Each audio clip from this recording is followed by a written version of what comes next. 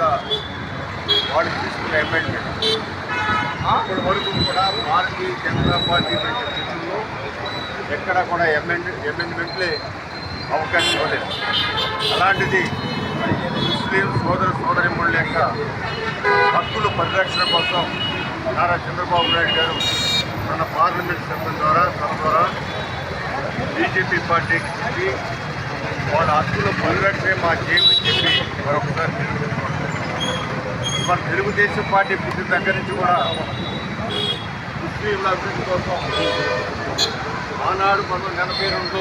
మత కల్వారాల నుంచి హైదరాబాద్ నగరం కాపాడినట్టు తర్వాత అనేక సార్లు ముస్లిం సోదరుల అభివృద్ధి కోసం అనేకమైన సంక్షేమ కార్యక్రమాలు ఏర్పాటు చేసినట్టే ఈ రోజున ముస్లింస్ అంతా కూడా ఆందోళన చెందిన బిల్లు. భారతదేశంలో ఉన్న ప్రతి ఒక్క ముస్లిం కూడా భారతీయ జనతా పార్టీ మా మీద దాడి చేస్తుందనే ఫీలింగ్తో భయం పొందిన సందర్భంలో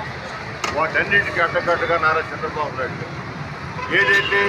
ఆ కమిటీలో అన్య మతస్థులు అంటే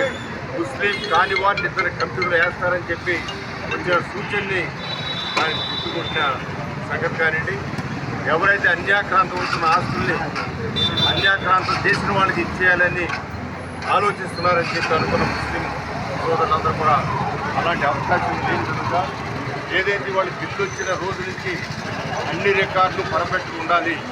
పాత వాటికి 1954 ముందున్న ఆస్తులు కాదు 1954 చట్టం వచ్చిన అన్ని ఆస్తులకు ఉండాలని చెప్పి చాలా వరకు ముస్లిం సోదరులు భయపడినట్టు కాకుండా ఇది ఆస్తులు రక్షించడానికి లేకపోతే ఇప్పుడు ఒక క్రమమైన విధానం తీసుకురావడానికి చేసినట్టుగా వాళ్ళు భయపడిన విషయాలన్నీ కూడా అమెండ్మెంట్ ద్వారా రద్దుపరిచిన ఘనత నారా చంద్రబాబు నాయుడు గారి అదేవిధంగా మన తెలుగుదేశం పార్టీ పార్లమెంట్ కూటమి ప్రభుత్వం నిత్యం కూడా మన భారతదేశంలో ఉన్న వారి యొక్క సౌకర్యాలు వాళ్ళకి అన్ని హక్కులు కల్పించాలని వాళ్ళు ఏ మతమైనా సరే వాళ్ళందరినీ మన పౌరులుగా కాపాడుకోవాలని చెప్పి ఉద్దేశంతో ఆ యొక్క బిల్లు ఉంది. దాంట్లో ఇంకా చిన్న లోపాలు ఏమన్నా కూడా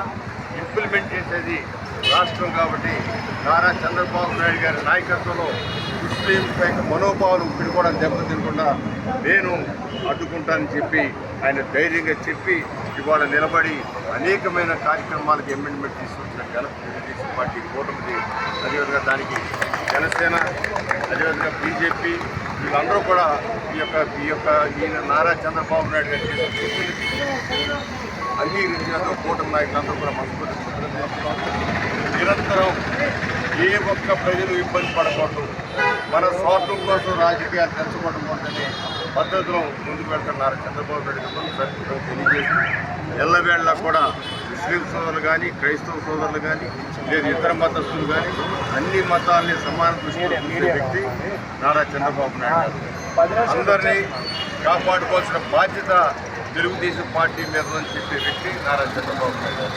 అలాంటి నారా చంద్రబాబు నాయుడు గారి నాయకత్వంలో ఈ రాష్ట్రంలో అన్నీ కూడా చక్కగా ముందుకు వెళ్తాయని మనసారా